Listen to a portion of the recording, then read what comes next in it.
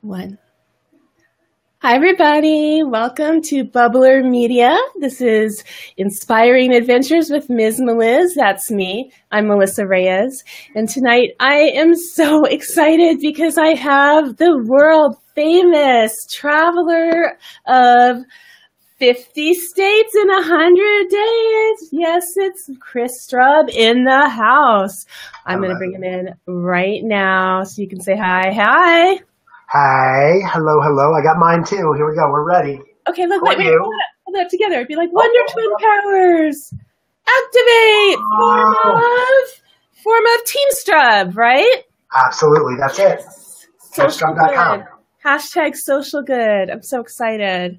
Thank you for being here. Of course, this is awesome. I'm so stoked. This is one of my first Bubbler Media experiences, and I'm so excited to see all the awesome work that the Bubbler Media team is up to too lately. So, well, I'm ready. I'm really glad you said that because Bubbler Media is like where I live now, and we're just growing every minute. And I'd love to see you around a little bit more. It'll be fun. For sure. Yeah, it sounds like a very, very exciting project. So I'm definitely keeping an eye on it for sure. That's awesome. So, what have you been doing lately? The big thing for me has been that just in the last month or so, my book came out. So you'll see me hold this up throughout the course of the broadcast. Just trying to spread the word about, this trip that, was almost 2 years ago now. But for anyone who doesn't know, I visited 50 states in 100 days and volunteered with different youth organizations in every state. And it's been really exciting to get out on the road. What's up, Danica? Get out on the road and tell the stories and just keep hammering home the importance of getting out, volunteering, and really inspiring and encouraging these organizations to, and every organization out there, to embrace these technologies the same way that you do, to share stories and to build communities that are strong and encouraging and helpful and really make a positive difference in the world. That sounds, we don't know each other very well, but it sounds really wonderful. I want to start over. Let's start it over. Let's go. Start over because that sounds really good, but I want you to tell me, what do you do? What do you do? What is it? Why? And who are you? What do I do? I love connecting people with people. So who am I right now? I'm living at home with my mom, so that's exciting. She's trying to sleep in the next room. I am literally, I am technically between jobs, so I am the CEO of I Am Here LLC by definition, by trade. But really, between me and you and everyone else watching this show, still looking for the next big sort of job. I worked last year with Humana in Louisville, Kentucky, and so I'm looking for the next big sort of opportunity, be it with a nonprofit or a for-profit.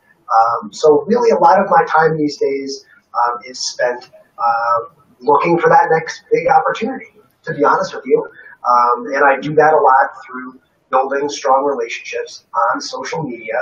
So I spend an enormous amount of time on Twitter. I spend a good amount of time on Snapchat. I spend a lot of time on Facebook Live. And it has been very fruitful for me over the last few months. I got to speak in St. Louis last week at MDMC 17, where I got to meet Bonnie Frank, and we were on a panel together, which was awesome. I'm heading to the Social Shakeup in Atlanta next month. I'm speaking at the Big Brothers Big Sisters of America National Conference in June. I'm keynoting the Business Blog Summit in August in Las Vegas. And so investing deeply in my personal brand, which doesn't seem like a tangible sort of, I know you were like, let's start over and let's get him to really answer the question. No, it's okay. I'll get you. I've spent most of 2017 investing in my personal brand, as weird and as nefarious as that sounds. And it's been... I know what you mean. I know what you mean by that, because I do that too, but not everybody understands what that means. And so you mean investment of time and energy and everything you've got in here to get yourself out there so that you can be understood and heard. But what is it you want everybody to hear you say? Well, I mean, I would love for everyone to buy the book. First and foremost. Because the book includes all of the stories of these organizations. I see Sarah McDowell is here, and Sarah McDowell is actually in the book because she's the executive director of Big Brothers Big Sisters of South Central West Virginia. And so, honestly, Melissa, my message is the message of a lot of these organizations. What's up, Emily Shatters? The message of all these organizations within the context of this book. So right now, if someone was to say, hey, Chris, how can I support you? Just like you did, Melissa, you went and got the book, and I know you were reading through it and everything. This book, again, opens a lot of doors and opens a lot of opportunities. And it's also very informative about a lot of these nonprofits like Youth Through Building New Orleans, Opportunity Village in Las Vegas, Eat South in Montgomery, Alabama. And so for me, talking about these organizations never gets old. It really, it's the sort of thing that I will tell the stories that are within this book for the rest of my life. And I'm so very grateful to have the opportunity to maybe share a story or two tonight. But really, as you said, investing in your personal brand is never, yes. I'm a messenger, a connector, and I also talk too much. So you gotta make sure you just cut me off. Just give me one of these when it's your turn. Okay. Did you hear that, everybody? He gave me permission, so I'm not being rude if I cut him off. But because I have to do that because I got to get all the questions. But I want to listen to you. I could just listen to you forever, go on and on, because what you're saying is important. And I want to get to the inspiring adventure, and I want to know. Tell me about Chris Strub, the little boy, because what happened to you that made you do all these wonderful things? Because what you do is selfless. What you do is for everybody else to get their message out. 50 different organizations. They all have their own story. Every one of those organizations has a backer, a founder, and a purpose, and a mission, and a message. And you want everybody to be elevated. But what in you started that? Yeah, it's great that I'm able to answer this question while I'm here at home. Like I said, I wish I could get my mom to come in on camera and answer it because I think she could do a better job than I would. And I talk a lot about my parents and how I think they did a really good job of raising me and really installing a lot of these values in my head. I see Katie Miller is here too. So it's so good to see all these familiar faces here in the room. I love it. And thank you guys for taking the time. For me growing up, when you see someone that you think you can help and you want to try, you have an opportunity to do something good in the world, do it. You only get one shot at life.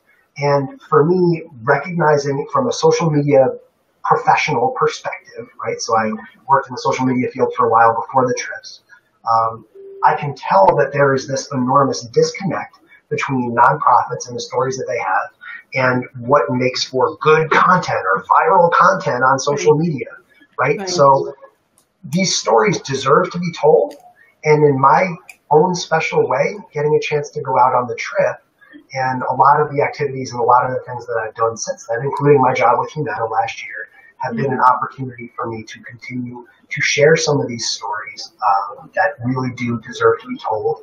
And hopefully that can parlay, as we were saying before, in my first unacceptable answer, that can parlay into a job that allows me to get paid to continue to follow those dreams and continue to inspire and encourage others to do the same. Your first answer was great. I felt like I'd heard it. Like it was like, he's been doing a lot of interviews. I want to get the Miz Meliz answer. I want specialness. Let me ask you this. You did, it's like a do-over because you did another trip like this before. And you yourself said that it was except it didn't have the social good. Right. So Right. So something happened along the way that you said, okay, I want to do this whole thing again, but this time I'm going to do it this way. What made you do that? Right. What gave you that idea? Yeah. In December 2014, I volunteered with an organization called Pay Away the Way Away. So that's started by my RA at college. This is Lee Karshauer. And they are a network of Way Angels. So people donate to this organization throughout the year. And then angels represent the organization and go into Walmart, Target, etc. They pay off bills for families in low-income, needy areas. I got to be an angel, which was the most moving, touching moment and morning of my life. It really opened my eyes, and it showed me the power of volunteerism. It showed me the power of doing something special for someone else, and the power of being able to give back. And from that day forward, I knew that I wanted to go again, because I love to travel. I love social media. Bree, let me know. I think the echo stopped, so that's why I just kind of kept talking to you. I'm sorry. Yeah, we'd have to keep going. There's not much we could do about it from our end. Sorry. But the magic of that experience really inspired me to want to gather that emotion as much as as much as physically possible. And so I said, okay, let's go to 50 states in 100 days and volunteer in as many different ways as I could. And honestly, Melissa, it's a matter of if I can do something enormous and I can do something really big, hopefully that can inspire everyone else watching it. And that's what I've really been trying to focus more on, is how my story, I don't want it to be about me. I want it to be about how everyone who's watching this video live, which is awesome, and on replay, they can feel inspired by my story and know that if you have a big dream and you have something that you want to accomplish in your life, that you can do it. Because I am sitting here walking, talking proof that I set a big, big, inhumanely large goal, and I was able to accomplish it. So I don't think there's anything that you can dream of that you can't do if you don't put your mind to it. Wow. Okay, that's excellent. You set a wonderful example, and by setting this goal and going out and accomplishing it, you're saying to other people that no matter what it is that you try, you can go out and do it. And you did, and something in you being the way that you were raised and having that experience, being influenced by your RA in college to do things for others, to help others, having had that experience, you want to keep it going. And that's an amazing talent. That's a talent. That's a God-given gift. That's your special gift that you can give. Thank you. Part of who you are. Yeah, Sandra's giving my mom a shout out, which is awesome. I'll knock on her door and let her know. Yeah, I want to wake her up and hug her. And I'm sure she'll watch this later, but Melissa, it's really, you talk about, oh, Chris, what are you doing now? What do you do day to day? And I really try and keep just like you, and Sandra Santorino and Katie Miller and a lot of Bree Palmer and all these wonderful folks that are watching right now. Every single day you have countless opportunities to bring light to other people. And sometimes that can be on social media and sometimes it's not. But I always try and be good to people, be supportive to people as much as possible. Keith says, Chris has never given up on his dream. I'm jealous that I didn't get a chance to hang out with you guys in Los Angeles. I remember watching Pop Culture come out there and meet you, which was a lot of fun to see. But every day you have an opportunity to do good things. It doesn't have to be 50 states in 100 days. Every opportunity, every interaction that you have, and there's so much darkness in this world, there's so much negativity in this world that I think, what you do, Melissa, and what, Butler Media in many ways is all about, and especially what a lot of people watching this live right now embody, is what the internet needs and what social media needs and what Snapchat needs to become a better, healthier, safer place. Right. Look at Sandra says, look right next to you. There's a life you can touch. I think, and I hope everybody gets what I'm going to say, and I say it right. For me, I'm only going to speak for me. When I was young and I was a teenager and I was in high school and college, I did little local things, volunteerism. I enjoyed it a lot and I got a lot out of it, and I wanted to give back, and I gave back very locally. We didn't have the kind of opportunity that we have today where we can speak on a global level and that we could even drive it home. If you thought big, it could happen, but just not the way it is today. So it's hard for me to understand that kind of drive in someone so young, and it's something that I admire so much. And I want to know how to turn that on for everybody, young, old, doesn't matter. Because right now we're in a place and a time where we can reach the ends of the earth and back, and we need to do that in a good way. And so if I could take what you have and bottle it and sell it, I would probably give it away anyway. But that's the kind of thing that, what is it in you? And if it's your parents, that's great. But you know what? Sometimes people rise out of adversity and do wonderful things. And some people just are born that way. It's not that it matters, but it's like, I love to hear the story. Who do you think inspired you when times were tough? When things got hard when you were out on the road, what kept you going? I would say the live streaming community and the Snapchat community. I think from a technological perspective, I think in some ways, do you remember Meerkat? Were you on Meerkat with us? Yes. That's how I first saw you, I think. Of course. So on Meerkat, you remember, Melissa, we had the opportunity to cameo in, right? You could press a button and you could actually speak face to face with someone. This is a feature that just got introduced to Facebook Live, last week or 2 weeks ago. But in 2015, when I was on the trip, when you had the opportunity to press, pop culture's name, or Joe Wilson or whomever was watching.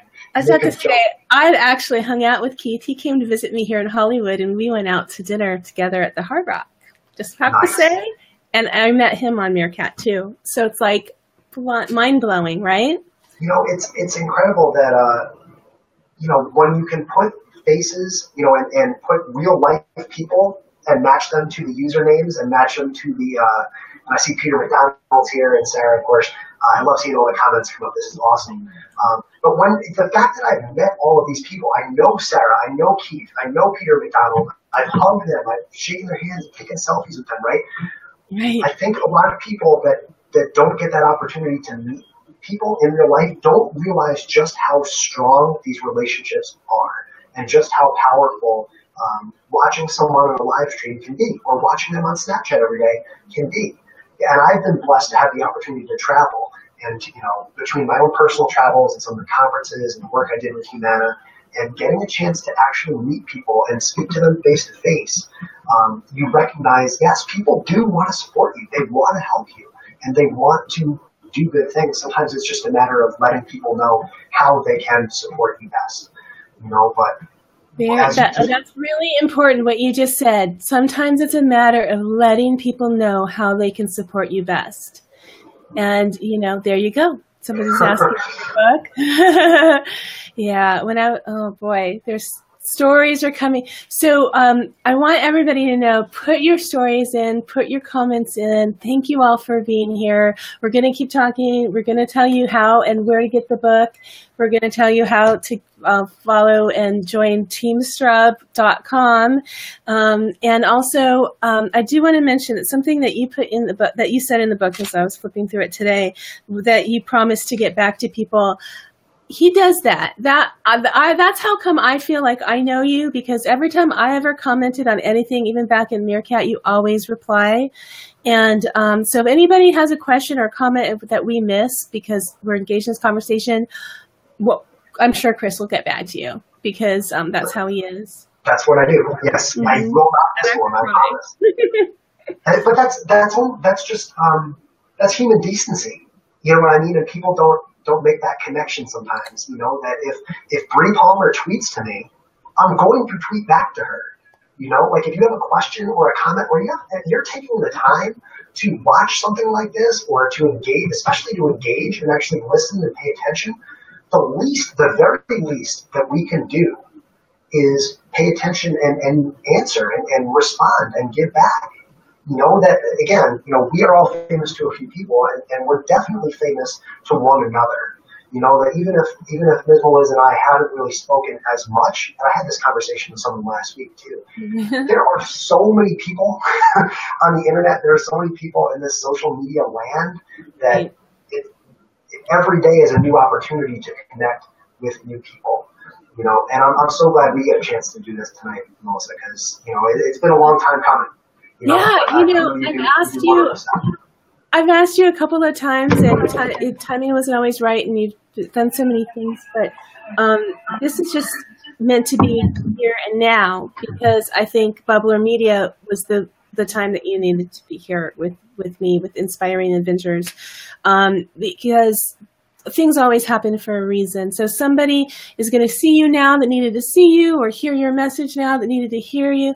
And I believe that. I never give up. So if it's meant to be, and I just think that what you did was great. I love everything about what I've read so far in the book. I love that you printed what you printed the way you printed it. You said in the beginning you didn't edit it, that you left the links.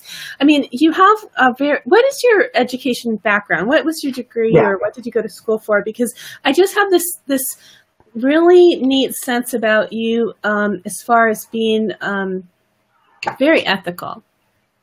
Ethical? Sure, I like that. Hear about what other people think, and you want to do the right thing, but how did your education play into that? So I grew up as a newspaper guy. I was the editor-in-chief of the junior high school newspaper.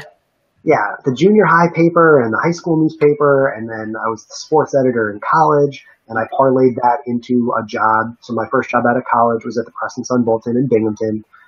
So I worked on a copy desk. So you probably noticed, even though it wasn't professionally edited, even if the writing isn't all that great, it's very cleanly written. There's not there's not spelling mistakes. There's no misplaced grammar. But I think I've always talked about how social media to me is kind of the evolution of journalism. That a lot of people don't pick up the physical newspaper anymore, but we all still have that same thirst for stories, and we want to be in the know about what's going on in our world even more than ever. And so, whatever the breaking news is, our president tweets, or, this madman was killed today in Pennsylvania, or whatever it is, instead of waiting until the newspaper tomorrow, now we can just press a button on our phone and watch the Snapchat story or watch the Twitter video. Right. For me, when you read the book, when you look at it, you can tell that the book is really written as a series of stories.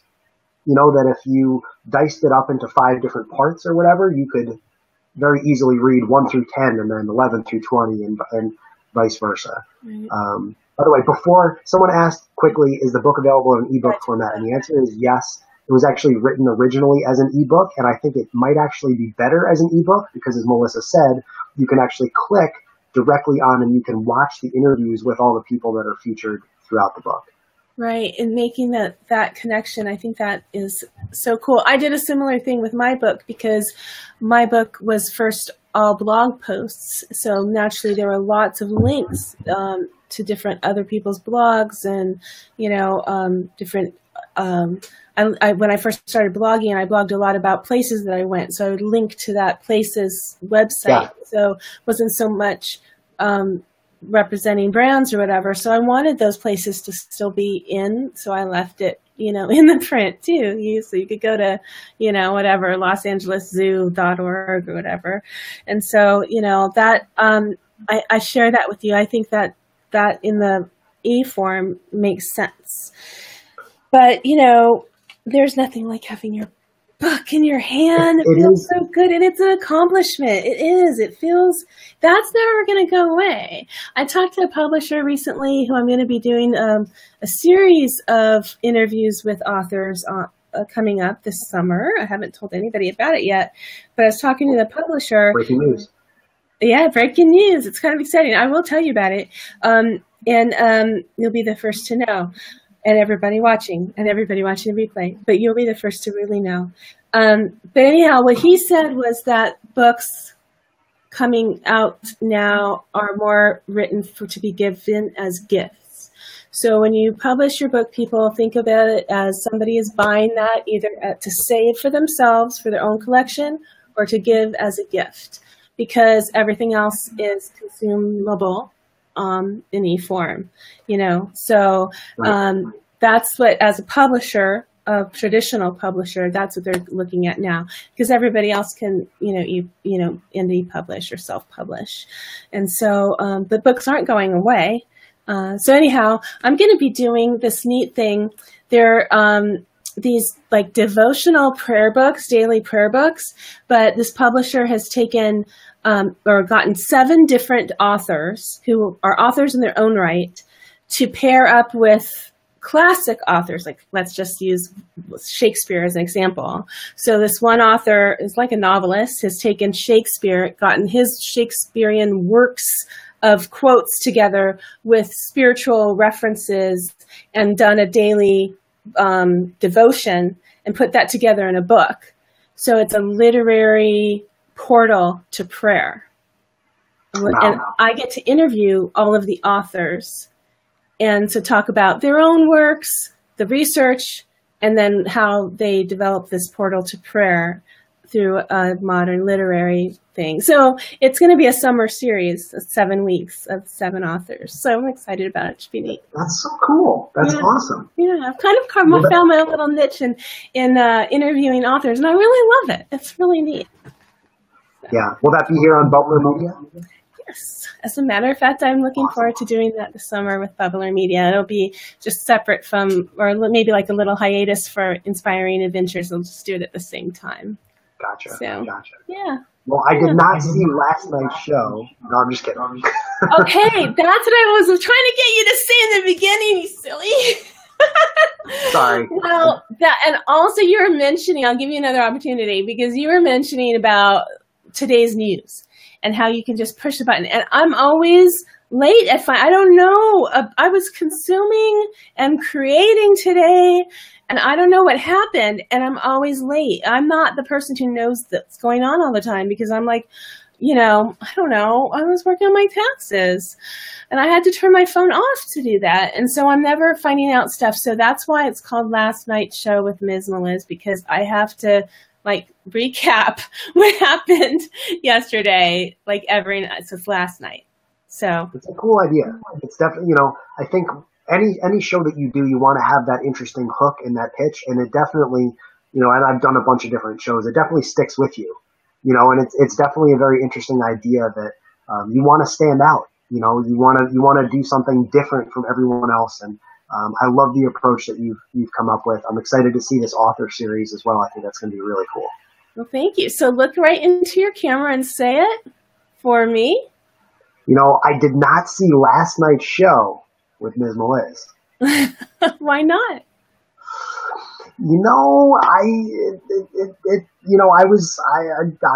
That's the second question I should have come up with an answer with before I said I didn't see last night's show. Let's go with my dog ate my iPad. How about that? Does that work? Perfect. Yes. That's perfect.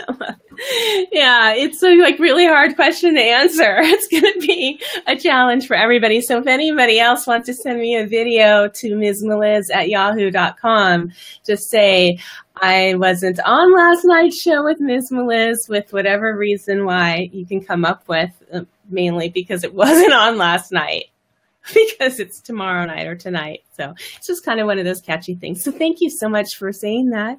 Does anybody have any questions?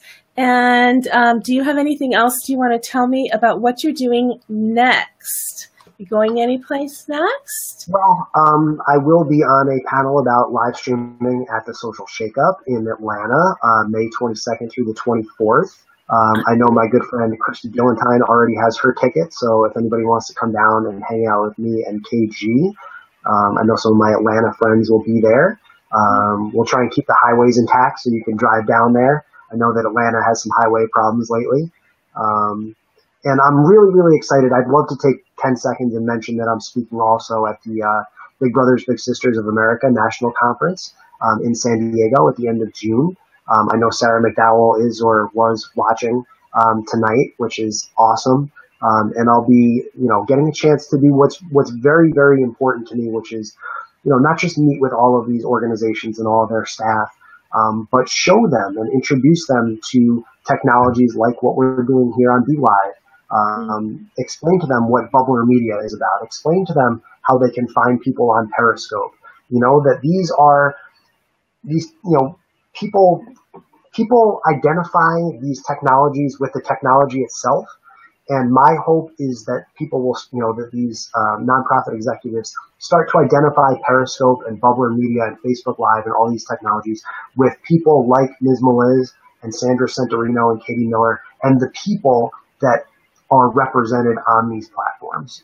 Once you recognize that you can build a relationship, or you can build a lot of relationships, is really the important part, right? You can pick up the phone and you can call people one-on-one, or you can jump on Facebook Live and you can have a conversation with infinity people all at the same time when you do it right, Well, that's right. That's right. And, it's, now we're a part of a network. That's why Bubbler Media is so exciting, because we have a support group with each other and we can play off of each other's, people Right. who have been following all of the little pockets of people, and now we're all back together. And for a lot of us, it's a reunion from our Blab days and from our Right. Meerkat days. And, where have you been since? What have you been doing? It's very exciting. And so we should, using that for social good is a good thing. I felt, honestly, on Blab that I spent a lot of time wasted a lot of time. I didn't spend a lot of time. Wait, that's not what I meant to say. Although that couldn't have been too bad. Anyway, that's for another show. I spent a lot of time that didn't result in anything. But you know what? It was that investment in time that came to this. So it was worth it for me because I built those relationships. So maybe, I always think that there's something good out of every experience. Oh, 1,000,000% that, people talk about, oh, well, why did you spend all this time on Meerkat when Meerkat's dead now? Why did you spend all this time on Blab and Blab is dead now? And I look at it the total opposite way. Like, look at all these friendships that I had an opportunity to build by being on Meerkat. And I feel, honestly, like maybe 6 months to a year from now, if and when Snapchat dies, and some of the skeptics say, oh, well, look at all the time you wasted on Snapchat, I would say the absolute total opposite. Right. Think of it like your favorite restaurant or bar that might close down. Like just because that place closes, does that mean that all of those memories and all of those friendships that you built are now, disappeared and gone? Of course not. You just take them to the next place. And unless, I say this a lot too, I'm sorry to be the broken record, but I do a lot of interviews, but unless one of these platforms is paying you, unless Meerkat is signing your paychecks, or, Blab is paying for you to do a show, then you have no stake in the game other than the friendships and the relationships that you are building. Right. And I think many of us have learned that. We might not have said that 2 years ago, but I think today it's something that many of us have learned, that it doesn't matter, way to go. I'm super happy for Bubbler and BeLive and all of these different apps.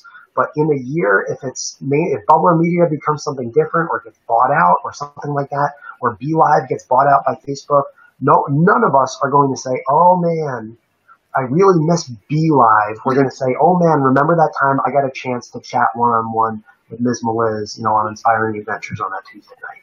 That's what's most important. That's what's most important. It's the relationships, and like Sandra says, stepping stones to now. Every little bit gets us closer to where we're going. We don't always know where it's going to lead us, right, or who we're going to meet along the way, but we keep all that with us, and it's so important. But I think it's invaluable. It's just so amazing, and the technology. It was so exciting to see that happening. I remember starting out on Meerkat. I was actually looking for a place to do a show. I already had a show. I had Tinseltown with Miz Meliz, or it was 10 minutes in Tinseltown then, which was never 10 minutes. That was just silly. But I was trying to do it as a podcast, and I wanted to do video and podcast at the same time. So I was looking for the technology, and someone asked me if I had tried Meerkat or Periscope, and I couldn't do Periscope on my phone then because I didn't have the right kind of phone. So I tried Meerkat, and the first day I looked at it, I saw the Pope. Somebody was in Rome actually streaming on their Meerkat the Pope. And I was like, wow, that's cool. And then somebody else was in some other countries. So like those very early users were around the world showing these exciting things. And I was blown away by that technology. And then just to see what we're doing now, you're like, it's cool. I think it's cool. It's awesome. But it's even better when you do something great with it. So, okay. let's move on. Tell me a couple of stories that come to mind that you haven't shared on all your other interviews. Just try to find a little pearl of nuggets, in there that maybe you haven't shared yet. Yeah. And then I want to talk about, so I don't surprise you, you mentioned a few people who you did in memory that maybe you met that have passed away since, and you made a comment about how after a founder passes away, it changes the way that organization, galvanized, I think is the word that you used, and where you talked about how, maybe that, I don't know if that propels that organization to build on, the founder's legacy. But I've realized that in my own life, having lost Brother Skip, and I know some people here know the story. I've talked about a dear friend of mine that worked at our school and had done so much, really unsung hero for a long time. And then after he died is really when it came to light how many people he touched. And since he died, so much money has been raised to continue what he did. And so I've experienced that. So I'd love to hear your thoughts on why that is and how that works and how we can just deal with that. Great questions. And these are questions that I haven't really been asked before. I think, first of all, the death of a founder, you're talking about my interview in Savannah, Georgia, which is chapter 2 of the book. And in speaking with Kavardis Brody down there in Georgia, I don't think there was anyone else along. She wasn't the best interview. I'm not going to lie. I'm not going to sugarcoat it, right? She's very camera shy. She wasn't really comfortable doing the Snapchat stuff, and I'm pretty good at getting people comfortable with it. But when the cameras were off and we had a chance to sit down and talk, you could just tell that the passion in this woman's heart was so indescribably strong that she would do absolutely anything for the kids in this program. And, sometimes people, and look, I think that describes all of us in some ways, that our passion sometimes outdistances our, either our resources or our abilities, and our technical abilities. For example, I'd love to be more like Sean Ayala, where I can draw all this Snapchat art and everything's bouncing. I can't do that. But what you see, and not just with Mrs. Brody, but with so many of the people featured in this book, is that they have all of these passions built up inside them. And, to your point, Jack, the founder of that organization, died a few years ago. And when she tells that story, it's like it crushes her every single time. And, she even wrote Jack, we love you, on my car, which is another big story I can tell. I never assigned the car with a piece of advice for a young person. Most people have probably heard that by now. But yeah, and, when you pick up a book, the printed book now too, you also see that, the printed book is in memoriam of 2 people that I've actually interviewed, on the trip who have themselves passed away. Kim Brown in chapter 1 from the Carolina Youth Development Center died of cancer last year. And her family reached out to me. She was the first person that I met with. And the first chapter of this book is pretty memorable because it sort of plays off of me and my naivete at the beginning of the trip. You'll read it, you'll see. But me being there and me meeting Kim changed her life.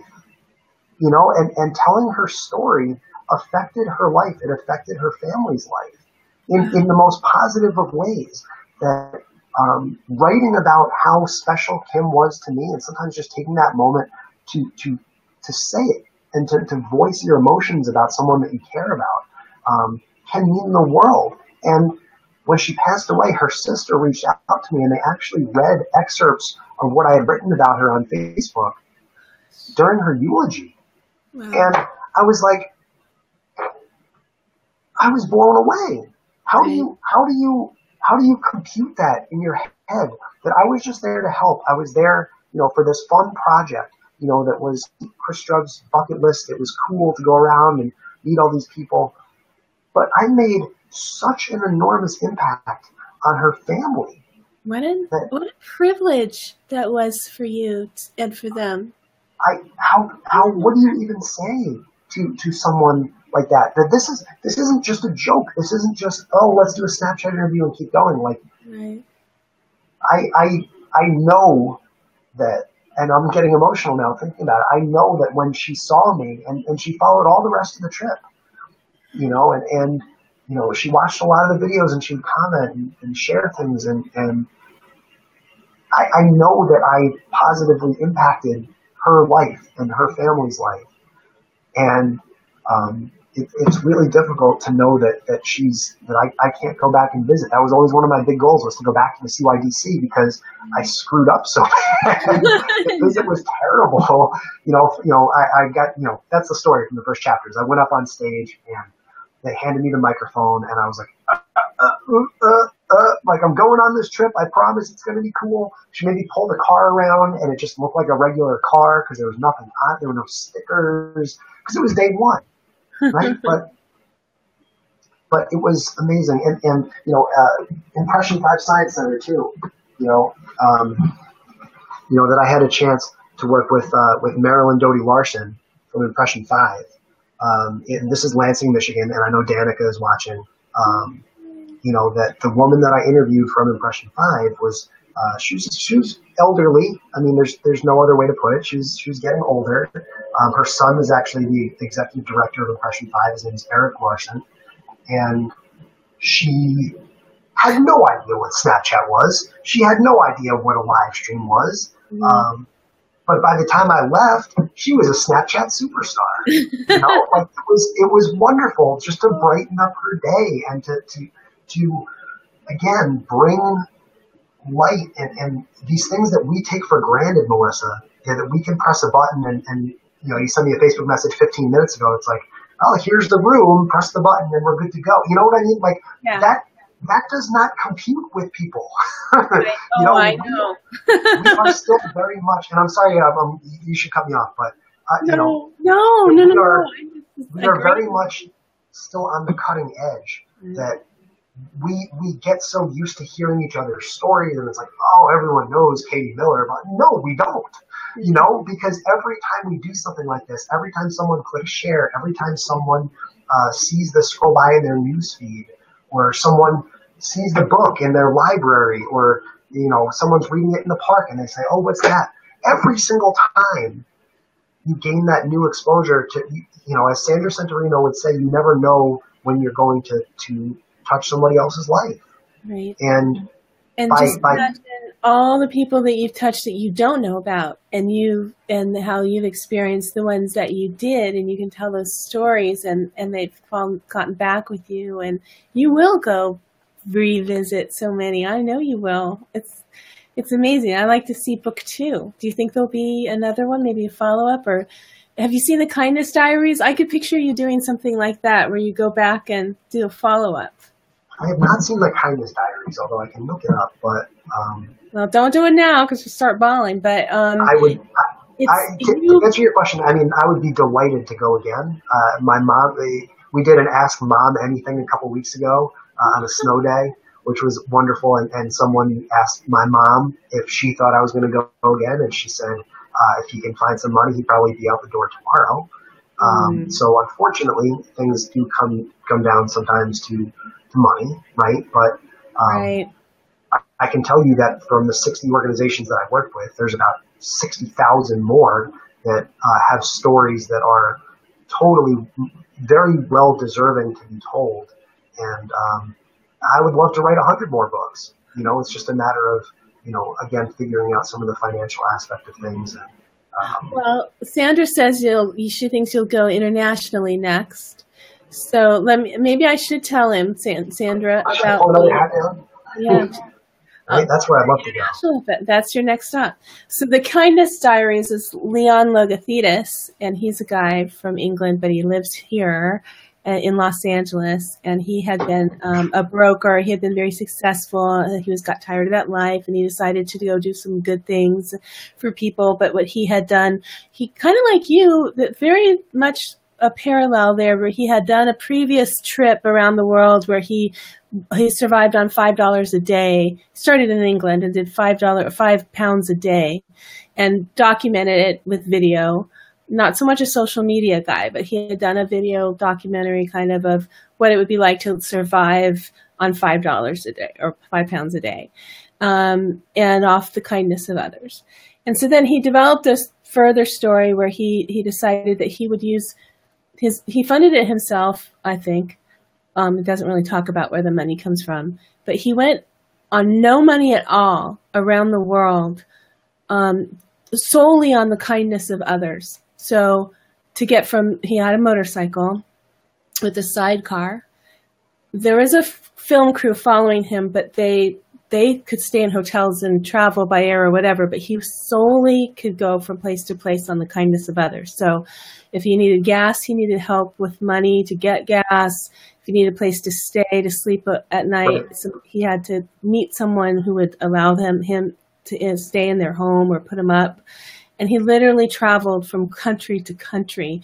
He called every mode of transportation and finally got like a cargo ship to take him and his motorcycle to another place. And it was amazing. And he kept a diary, and it was called The Kindness Diaries, and it's a show on Netflix series, and he wrote a book or whatever. But this isn't about him, but what I can see there's special people in this world, and I think they're angels, like Leon and like Chris Strub. Now I'm going to cry. Who set an example very high up in the clouds for us that can do these kinds of things. And I want everybody to see what you do. I want you to succeed and do amazing things. And it's not going to take money. It's going to take your goodwill and the love of all the supporters that you have. I mean, yes. But money helps. So send your checks to, no, I'm just kidding. But money helps. Yeah. No, no matter what.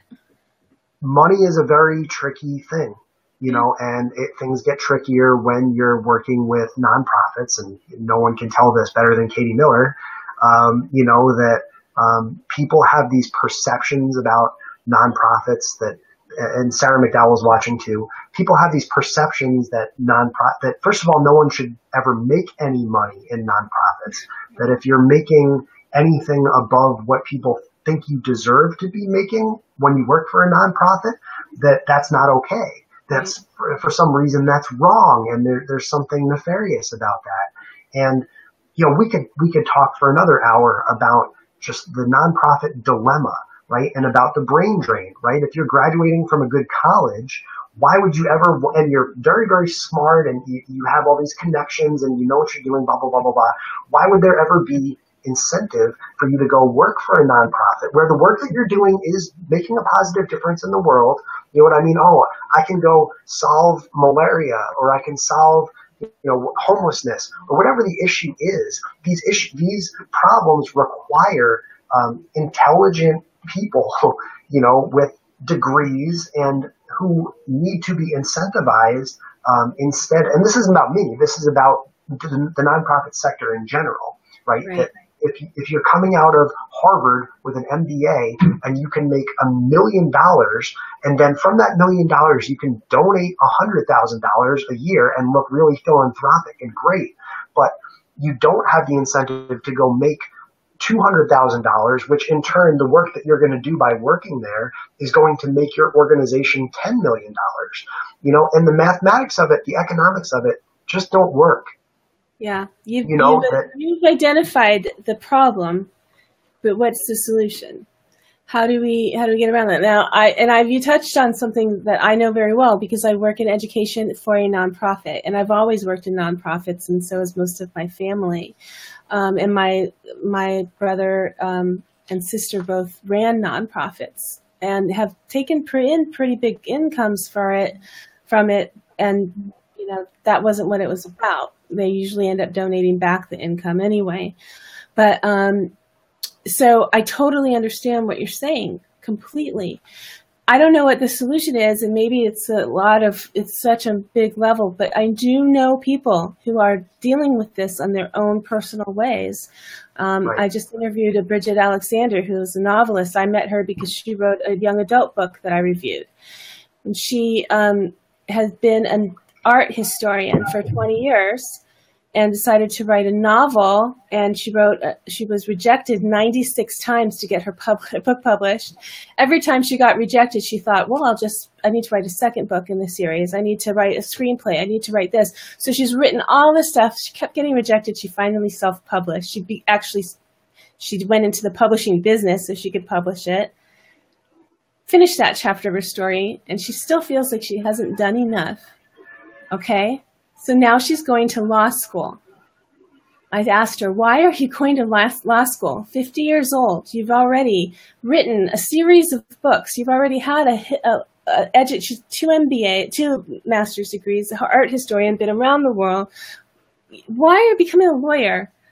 She said, because I want to do something for mankind, and the only way I'm going to be able to know that I can make a difference is to represent the law.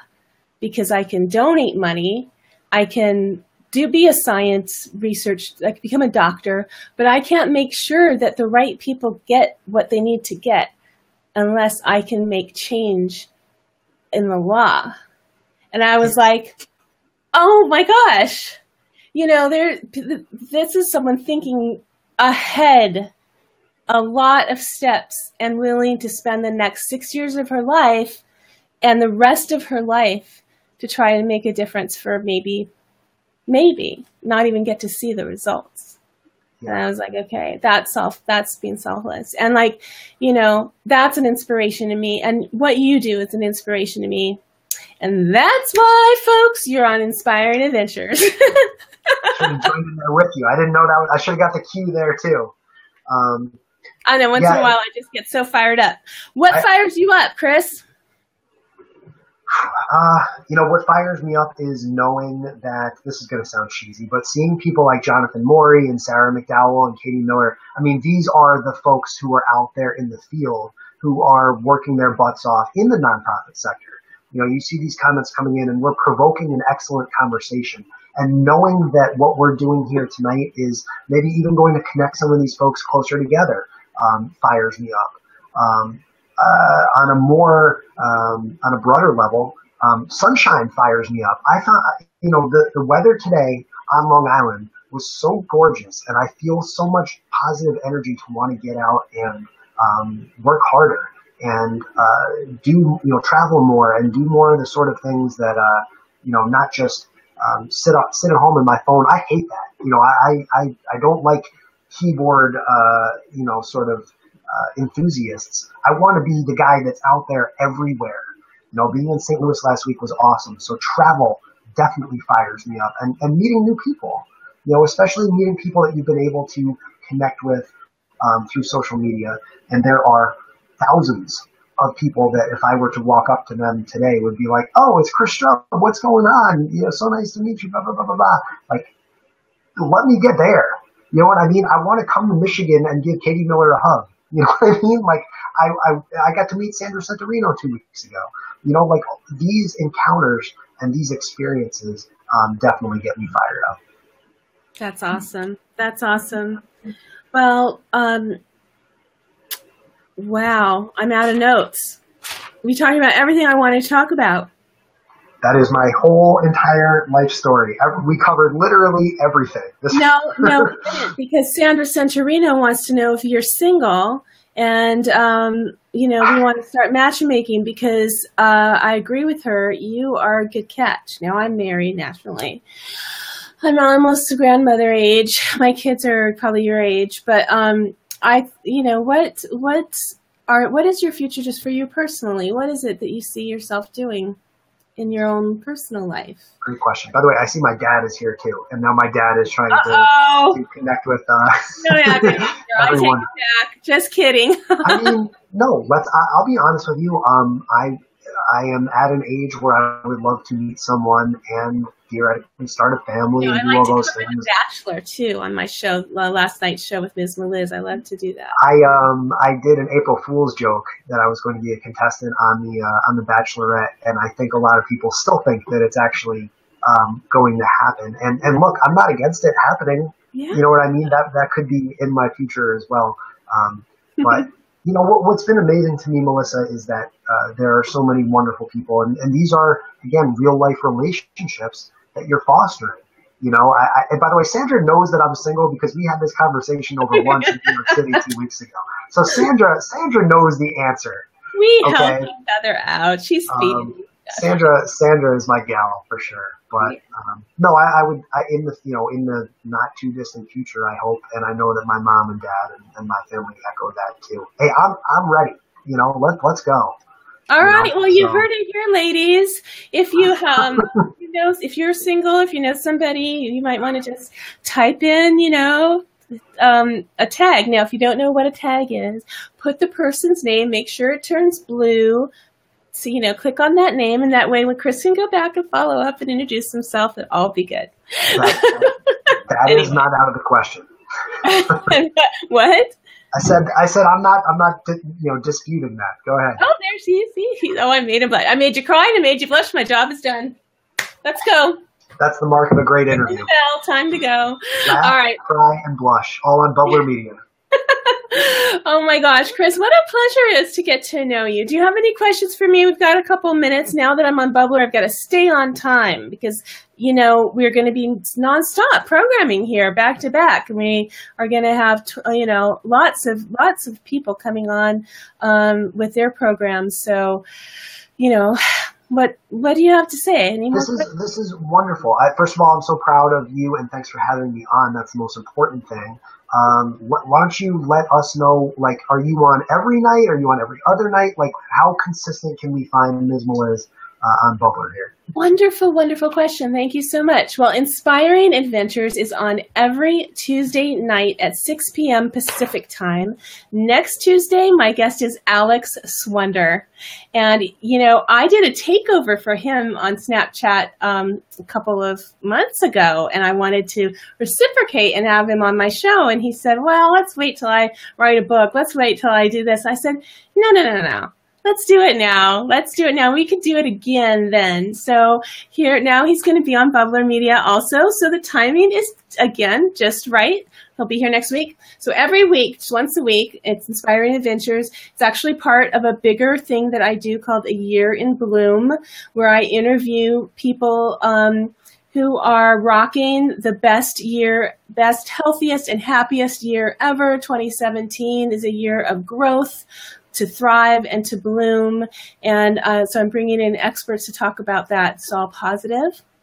And then I have a show that's new just for Bubbler Media. It's every night, weeknights, Monday through Friday. It's called Last Night's Show with Miz Meliz, and it's on at 8 p.m. Pacific, 11 p.m. Eastern.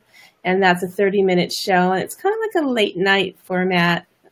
Be fun. It's a comedy kind of variety show because I have a silly side. Well, I did not see last night's show, but no. But maybe you will be on next week on Last Night with Miz Meliz. That'd be awesome. I think I'm going to be interviewing a friend of yours on the 26th, Vernon Ross. Is also a friend of mine. Oh, really? Nice. Yeah. I just met Vernon the other day in St. Louis. We were texting today. He is awesome. Have you spoken to him? He's incredible. I actually met him in person first at a conference. Then it's one of those stories.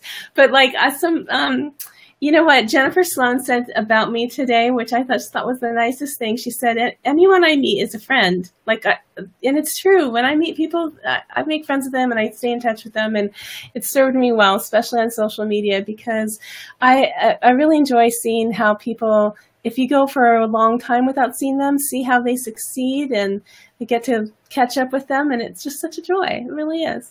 They're growing up. Well, I will certainly be there. I'll be pounding the comment section like all these wonderful people, Sandra and my dad and Katie and everyone have been doing tonight. Which how awesome is everyone who watched live?